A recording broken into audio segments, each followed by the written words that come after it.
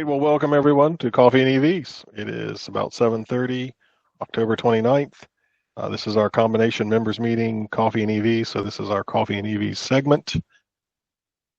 I've got a few items like usual kind of lined up to talk about, just general news items from the past month or so. And of course, if anyone else has anything, please jump in, bring it up. So to get us started off, I think probably the biggest news in the EV world that I've seen here recently. Let me share my screen.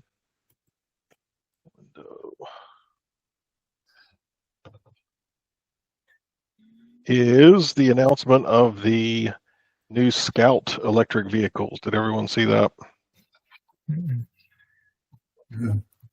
So Volkswagen bought the rights to the old Scout brand, the off-road International Harvester brand, and they have been working on a couple of electric vehicles, and they showed pictures and prototypes for those this past week, and they're supposed to arrive in 2027. One of the interesting things about, they've got decent range for all electric vehicles up to 350 miles, but then they're going to also offer a 500-mile range option with an extender. So this will be kind of like the old Volts, so it'll have an onboard, basically, generator to recharge the battery. Have they said what the towing capacity is? I have not seen anything on towing. I don't know that they released all the specifications yet. They're still finalizing things since these are prototypes. So I understand the lawsuits have already been filed because Scout is going to use direct-to-consumer and avoid dealerships. Yeah, thanks for bringing that up, Marty. That was one of the things I was going to say is that the Volkswagen dealers are not happy. Yeah, they've already filed lawsuits, which is everybody bring their popcorn. We'll have to see how long it takes them to actually be able to sell these things after they fight through that. Which is sad that we have to, get into that. I mean, I think if you've established a new brand, even if Volkswagen is the parent company ultimately, if they want to sell these things direct to consumers, they should be able to do that without any hassle. Mentioning Volkswagen, they're having sluggish sales over in Europe and thinking of closing some German plants or at least European plants. Yeah, I think up to 3 plants, and they said, the headlines that keep saying thousands of workers, but we don't know exactly how many. Yeah, I think tens of thousands would be more accurate. Yeah, that's why I heard something like 20, 30,000. All right, moving on. So we did talk about this earlier, mentioned that Polestar is now getting access to the Tesla supercharger network. So they're the latest brand to gain supercharger access. So you might see a Polestar. Do they really have the socket in the right place? I think they do, actually. Wow. Still need an adapter, though, and software update to work with the supercharger. Okay. They were smart when they designed the vehicle to think, well, we're probably going to be eventually using Tesla's superchargers, so let's just put it there in the first place. Well, at least this particular model in this picture does anyway. I don't know if all of them do. Okay. Yeah. I'm still convinced that was a deliberate act on the part of all the other manufacturers to put their plug somewhere else. But I'm just like that. And then in a similar vein, Kia has announced that they will gain Tesla supercharger access on January 15th, and adapters coming out early 2025. And the Kias definitely are not on the right side. They're on the passenger rear, so I have to fight with the placement. But yes, Marcy, you'll get once you get your adapter, you'll have some more charging options. Luckily, I've only needed it once in an emergency so far. Very good. But having more options is always good. Well, I really like your fact you actually have a 120-volt outlet, so you can run your refrigerator when the power is off. That's such a great thing to do. I'll never I don't think I could ever go to another car that doesn't have that capability because I've used it so many times. And it runs my entire house. I have 2 refrigerators. It runs everything except my heat pump. Because it doesn't have enough kilowatts to start it, but it runs everything at once, like all my lights, all my outlets, everything, including my 2 refrigerators. I think that Rick is a little conservative using his, but I had a switch pin in my garage and it runs everything. Wow. All right. Otherwise, I saw that Costco they had announced some plans a while back to get into EV charging with their own brand. I mean, not partnering with anyone else. They were actually going to brand their own chargers at their locations. And so apparently they kind of put that on the back burner for a while, but I guess it's now back. So I guess Costco is going to be looking at setting up their own superchargers. So if there's Costco's nearby, I know I don't have one real close to me, and I don't remember if there's one down in the Charleston area or not. No. No. Okay. Okay. This might not apply to a lot of folks. Anytime soon. Yeah. I don't know. Maybe somewhere else in the state. No, I don't think there's the one in West Virginia. Is there not? There isn't. Okay. Well, this might not help a lot of West Virginians then, but maybe folks in surrounding states, or if you're traveling, maybe there'll be a Costco. It's interesting. Costco, I think, put the first EV chargers in back in what was it, 2002 when the first Tesla, when the Rivian 4 and the EV1 and all those, and they used the inductive paddles. Costco put some chargers at some of their stores in California, and as soon as GM called back the EV1 and crushed them all, they went in and ripped them all out. Mm-hmm. And they were level 2 kind of charging. Yeah, that was pre-fast charging. Yeah, it was a paddle, and I think the size of the paddle depended upon how much current you could charge at any one time. So, all right. On the Tesla supercharger front, Tesla reached 60,000 supercharger plugs globally. And I added them up just in North America, they're over 30,000 now. It's like 31,000 in North America. I mean, that includes Canada and Mexico. So even the U.S. itself is closing in on 30,000, but a little over 30,000 once you add in Canada and Mexico. Did you hear about the Oasis station on I-5? It's going to have California. Yeah, that's going to be huge. 168 plugs and a 11-acre solar farm. And the mega packs, I think they're putting the big batteries packs there. Yep, they're doing everything they can to avoid demand charges. And and the grid probably just could not support a station like that. Kind of power a station like that would draw in that area. Yeah. So wait till some of the semis get charging stations. What do they call them? Mega chargers. Mm-hmm. Oh yeah. Well, there's a company called Terra Charge or Terra something that's building those to allow the trucks to run from the ports of Los Angeles and Long Beach to the Inland Empire, so that they can use electric trucks and quit giving asthma to all the kids that live in Long Beach. Yeah, and they've already got them on the ground and open. So, and I don't think they're mega chargers. I think they're more like 750 kilowatts. Still a lot of electricity. Yeah, I think the chargers that Tesla was using in the Pepsi trials out in California were like 750s. Okay. But we know that the NACS standard will go up to 1 megawatt, even on just the NACS plug. Wow. So that's a lot of power. I bet you that thing gets toasty. Yeah, it's got to have one heck of a liquid cooling to keep that thing cool. But there's also MCS, which is I don't know if Tesla's going to maybe put its weight behind MCS, because I think they are part of that working group. but MCS goes up to like 4 megawatts of power. Wow. Well, that's more than South Charleston uses. Yeah, the power of a small city to charge a truck. All right, then last thing I had thrown out here was Lucid. I had, I guess, announced their Gravity SUV a little while back, and I guess they've released some more details on it. And so 440 miles of range sounds good. Now the $95,000 price tag doesn't sound so good, but if you're in the market for a luxury high-end SUV with a lot of range, maybe that could be an option.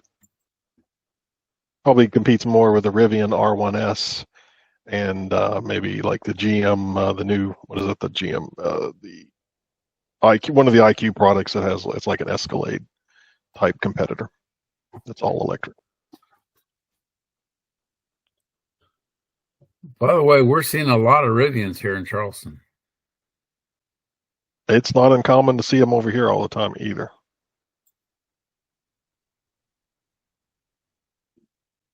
All right, so that was just some of the articles I had pulled out. Anybody else have any other topics? Anything else you've seen in the news you'd like to throw out there, or questions about vehicles or anything? There's a guy I found on the internet that's kind of doing what the supercharge.info website does for Teslas, only he's doing it for everybody else. And he does it through a website, and he announces all the new fast charging stations to open around the country. And it's pretty phenomenal. There's a steady pace of over 100 plugs opening every week, and sometimes it's a lot more than that. If everybody's where supercharge.info, they have a database that gets updated regularly that shows all the new superchargers going in. As you can see, like on I-81 there looks like they're about to hit every exit. And you can see how West Virginia is well covered on our interstates, but nowhere else. And Huntington is still shut down. Oh, it is? Okay. Yeah, it's temporarily. They're redoing that sheets. So when they pull the sheets out, they're like, this is like happened to Weston a while back. So while they're redoing that sheets, that supercharger's offline.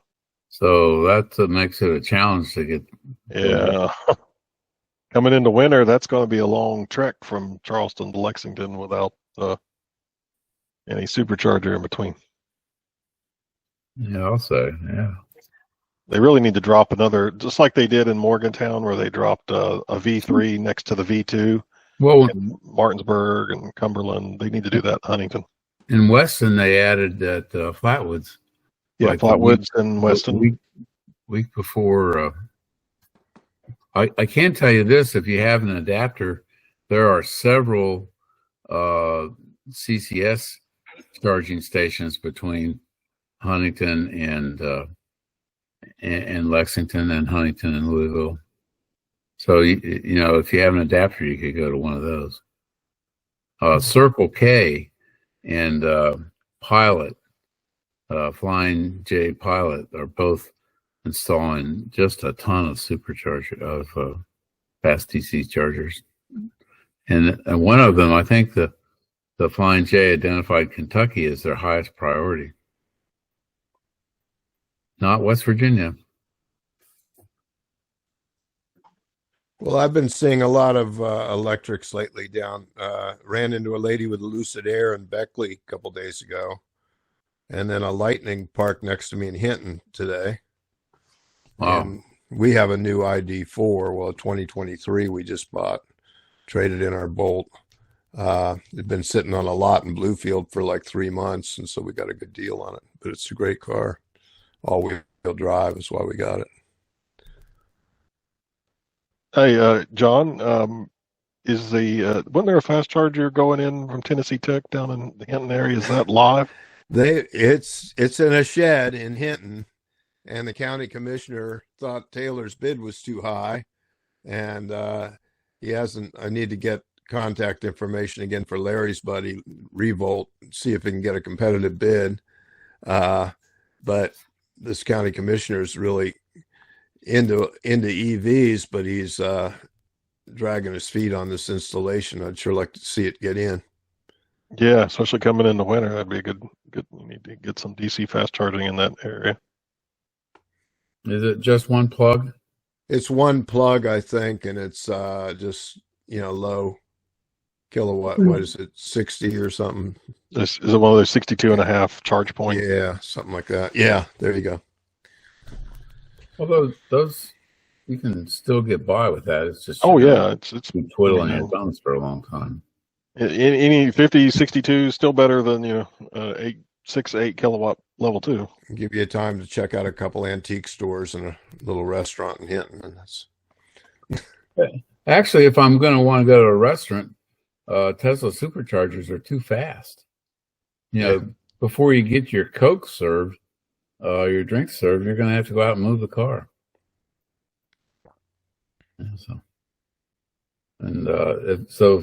Like Larry Kopelman has a supercharger near him and a restaurant he likes to go to down in Florida, and it's 120 kW, and he says it's just the service is just fast enough that he gets a full charge to 90% just when they bring in the check.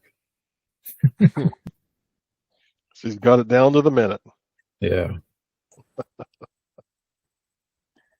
I don't have anything else. Go ahead, Linda.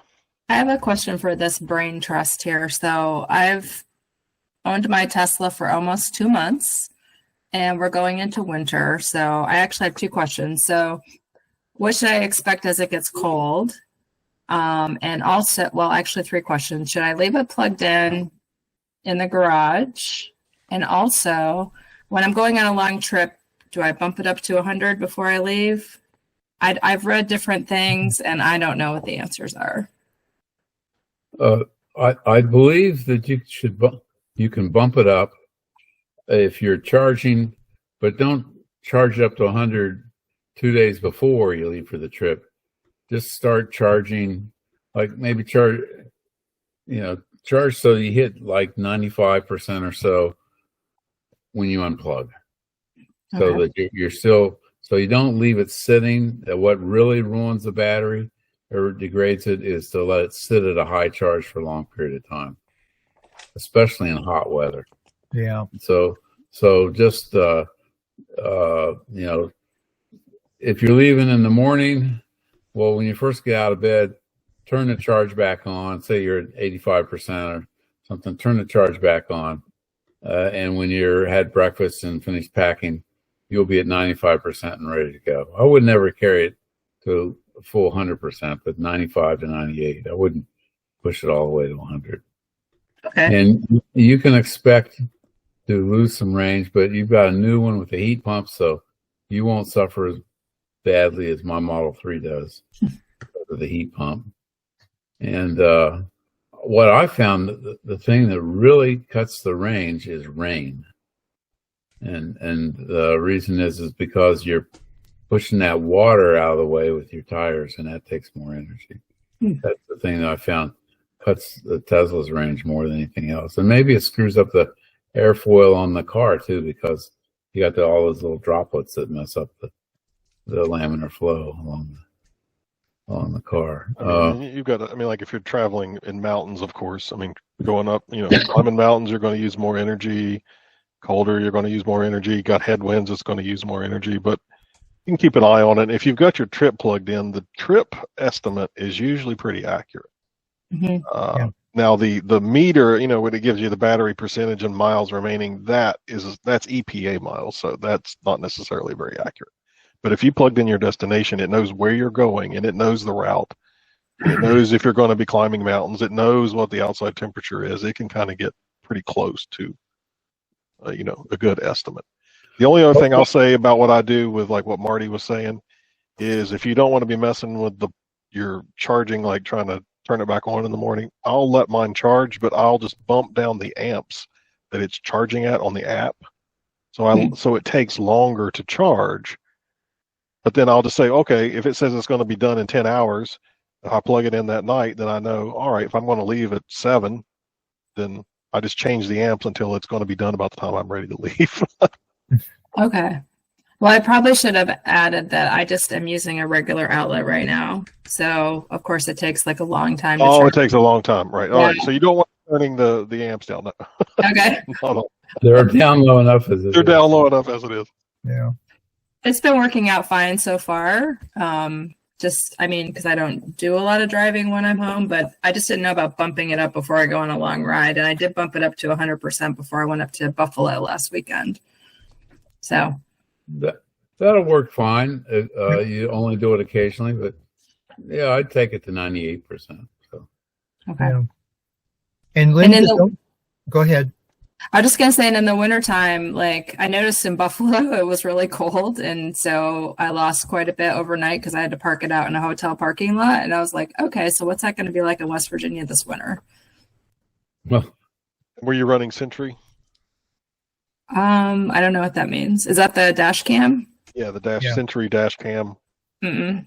Okay. I say if you run that overnight too, that'll draw some energy. And the other thing is like the battery, if you may have already noticed this, but you can park the vehicle and it says it's got this much percentage and range left. But then once it cools down, then it says it has less. But that's just because the temperature has changed. Okay. But once it warms back up, then it's going to have more again. Yeah, I'm still getting to know it.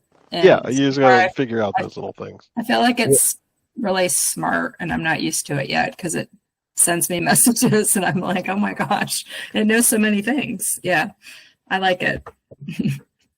And just thank you to Robert because he got I don't know how many emails from me during this process and was always very kind and got back to me with really reasonable, helpful answers when I was kind of panicking. So. Oh, well, you're very welcome. where do you live, Linda? I live in Charleston. Oh, for some reason, I always thought you lived in Morgantown. Okay. No, down here in Charleston. There's a few Teslas that zip around my not my neighborhood, but my part of Charleston. There's a couple of the Cybertrucks too, I think. Yeah, we identified who owned all those, but there might be You did? Yeah. One guy owns a meat retail place over in Crosslanes. What's that called? It's T&M Meats. Meats? Yeah. Yeah. He is the beast. And another guy is the son of the guy at the Cold Spot. Oh. And there's the third one we identified somewhere too, but who knows? There's probably more now. I was speaking of Cybertrucks. I was out a couple days ago, and come up and they had closed down a lane because there had been a traffic accident. So we were trying to merge over, and I was in the lane that needed to get out of and merge over, and I was like, is somebody going to let me in or not? And finally, I look back and somebody's letting me in, and it's a Cybertruck. So a Cybertruck let me get over in front, so I appreciated it. So by the time we got up to the next light, I was looking in my rearview mirror to see who was driving, and it looked like an 85-year-old man driving. Look, he couldn't hardly see over the steering wheel, but he's driving this big Cybertruck. It's like, you go. Speaking of Teslas seeing each other, I see a lot of camaraderie, a lot of hand waves and everything between the Teslas and even other EVs I recognize. I will as well wave, kind of encouraging them. So. Yeah, I'm always trying to figure out if that car in front of me is an EV or just lost his muffler. There's so many popping up on the market, it's hard to keep track of them and everything. And Linda, I was going to say, don't be ashamed of charging at 110. We've had ours for 6.5 years, and I'm still charging at 110, and it works fine. We've just got a long run and through a finished basement, and we haven't taken the expense to go ahead and do it, but it works fine. And Yeah, I have it's been working great. Neighbor down the street that just bought a Lexus. A Lexus RZ450 I, and it's full electric. Oh, is it full? Okay. Yeah, it's the only one they sell, and he's charging it with a 110 plug. Mhm. And interestingly, the EVSE they provide with the car won't charge at 240. Uh-oh. Yeah, so Hmm. it only charge. Linda, do you have plans for getting level 2 installed, or you need any advice on it? I don't know yet, but I know where to go if I need advice from you guys. So far it's working out just fine. Yeah. I'm still like watching videos on how to use everything. But Larry and I are both fans of dryer plugs. Okay. Just putting the dryer plug in, not having to pay the $600 for the logic solver. Just use the one that comes with your Put in car. $14.50. Yeah. Mm-hmm. Did you get the mobile charging kit, Linda? Yeah, I did. Okay, so you can already charge at 120 or 240. You just got to have the plug. Well, they stopped providing the adapter for the 240 with Tesla. Oh, did they? You might check. Does a little bag that you have? Did it come with an extra adapter? You can pull out the 110 and push in this one with the big heavy 4-prong plug on the end of it. I bought the pack so I can do the 110, and it has a 240 in there, but I've never used it. And then it came with a plug or an adapter that I can use. I use it at Tiger Lake State Park, so I could plug into their level 2. Yep. So I had that in the car, luckily. So I was able to use that. Okay. So you've already got the NEMA 1450 plug with your charger. You just got to have a place to plug it in to get 240 volt. I followed what you said, but I couldn't have said that myself. Yes. Yep. You do? Okay. I think so. Linda, these guys have saved me 100 times. And when I bought my car, my dealer didn't know anything about it. I ended up stranded in Hurricane at a Blink station and couldn't get my car to charge. And I was like, I didn't even have a garage charger. I was like, what have I just done? What have I just done? I just spent all this thousands of dollars, and he didn't even give me a charging adapter. I had nothing. So I was sitting there crying to some poor Blink guy. It was really sad. But they gave me all the answers I ever needed. Yep. Yeah, it's been great.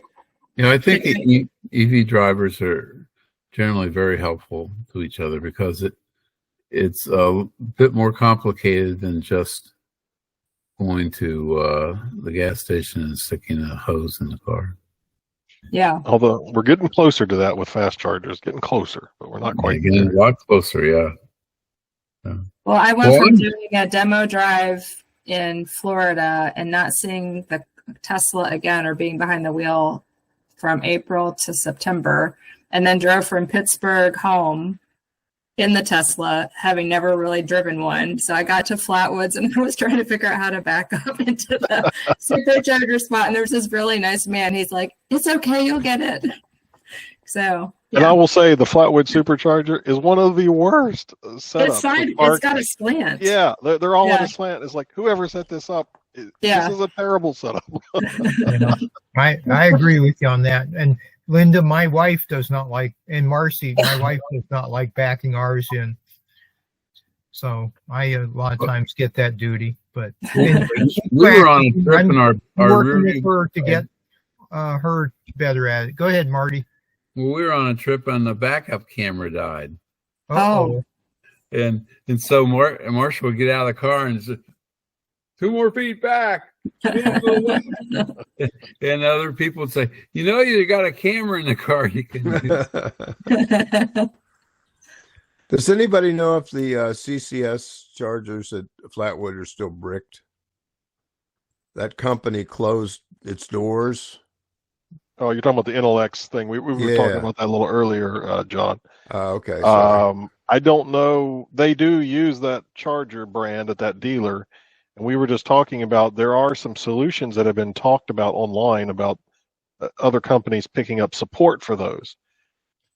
But I don't know if that particular dealer is online or not. Have you checked PlugShare recently to see if there's any recent reviews? I haven't. I was just wondering. I don't know if any of our folks have used it. Or Marcy, have you been up that way recently? No, I have not. I was going to pull up PlugShare and see. Yeah. Yeah, you could. It probably has PlugShare probably has the name of the dealer, and you can just call him and ask him. Yeah. Yeah, there was a software company that got involved with them right before they pulled out, and they've adopted and transitioned a lot of those machines called Charge Lab. Well, that's good. That's just craziness to have something like that happen. Well, it's an oil company. What do you expect? Oh, really? Okay. Yeah, NRL is an Italian government-owned oil company. I'm seeing this Midstate Chevrolet is the dealer, and there are PlugShare reviews on October 20th and October 24th. Honda Prologue, Kia EV6 using it, and it was working. All righty. But I'd probably still call and double check that. Yeah, it's October 11th is when they said they were going to turn them off. So, yeah, and if you do use it, please post it on PlugShare that it works. And send a note out to the group so everybody knows that it is actually working. Yeah. I don't hardly get off the mountains, so. Has anybody talked to Rick lately?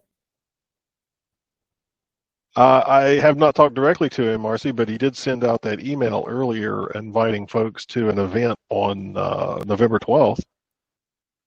Well, no, I'd emailed you. I emailed Robert because I messaged Rick a couple of times asking him if he knew of the charging situation in Pittsburgh. I had to go there for work for a couple weeks. But he read them and he never answered me. And then I was like, are you okay? You never answered me. And he read it, but he still didn't answer me. And I'm like, well, I hope he's okay. Has anybody else talked to him? There is a plethora. What part of Pittsburgh are you going to? I had to go downtown. Hi, Mark. Okay. My mothership is down there. There's a nice parking garage. There's a lot of plugs down there. Well, there's not any fast charging, but yeah, there's lots of twos, and there was one right around the corner. It was no big deal.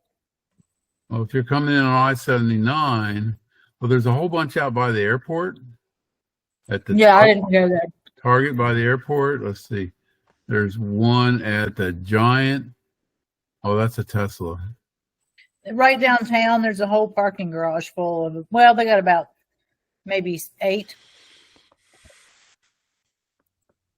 Right beside the Wyndham Hotel.